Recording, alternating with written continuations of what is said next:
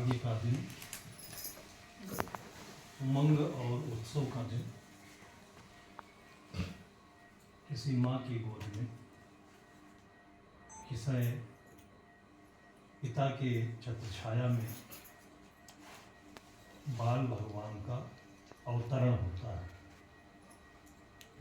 ये कृष्ण है, ये राम है, और इनके भीतर में पूरे ब्रह्मांड की तस्वीर है। संसार उलझनी है, इसमें कभी जीत कभी हार, कभी मान कभी अपमान, कभी हानि कभी लाभ, ये द्वंद्व आते रहते हैं। लेकिन जो बाल भगवान आते हैं ये सबसे दूर कर देते हैं।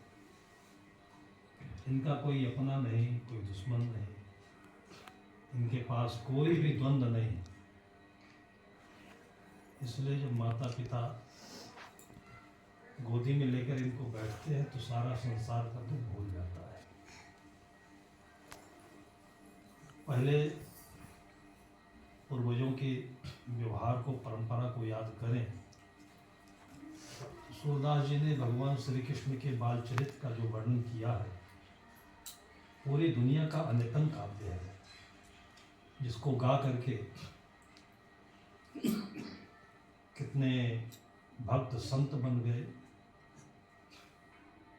और जिनको कोई नहीं जानता था वो भजन सम्राट बन गए, जिनको अनूप जलोटा कहते हैं। मैया मोरी मैं नहीं माखन खाना। एक 5-6 पंक्तियों की ये कविता इतना हाईलाइट किया, और कहते हैं कि स्कूल में पढ़ने जाते थे जलोटा तो फिसड्डे थे, बहुत क्लास में पीछे बैठते थे। उनके पिता भी संगीत के कलाकार थे, लेकिन उनकी इच्छा थी कि मेरा बेटा डॉक्टर बने और दूसरे क्षेत्र में जाए। उसका पढ़ने में मन नहीं लगता था, लेकिन भगवान के भजन गाने में मन लगा तो भजन सम्राट बन गए। पूरी दुनिया ने देखा, उसको जाना। ये संभावनाएं बच्चों में होती है, इसलिए लोगों के हृदय में इनके प्रति भगवत भाव पैदा हुआ। विज्ञान पढ़ोगे तो कहेंगे कि हमारे पूर्वज बानर थे, और इनको देखोगे, अपनी परंपरा के ऋषि मुनियों को याद करोगे तो हमारे पूर्वज भगवान थे। यही अंतर है। जिनको बानर कहते हैं उनके हम अपने पूर्वज के अंग सारथी कहते हैं, अंगरक्षक कहते हैं, जिसको हनुमान कहते हैं। बानर नहीं, हनुमान है, जिन्होंने अपने गर्व का, अभिमान का, घमंड का क्षय कर दिया हो, अपने जीवन को फूल बना करके महकाया हो, खिलाया हो, सबके दिलों में प्रेम का सागर भर दिया हो। वो भक्ति रस से ओतप्रोत वो भरत भाई, वो हनुमान सेवक और महारानी सीता, ये सब हमारे आंगन में ही बैठे हुए लोग हैं।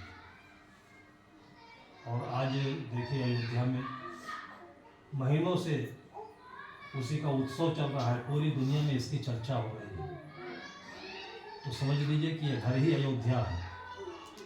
आज कहाँ कहाँ से यहीं से निकल कर गए, फिर यहीं आकर के सबको ये गमले के फूल बने हैं, ये ऐसे ही खिले रहें।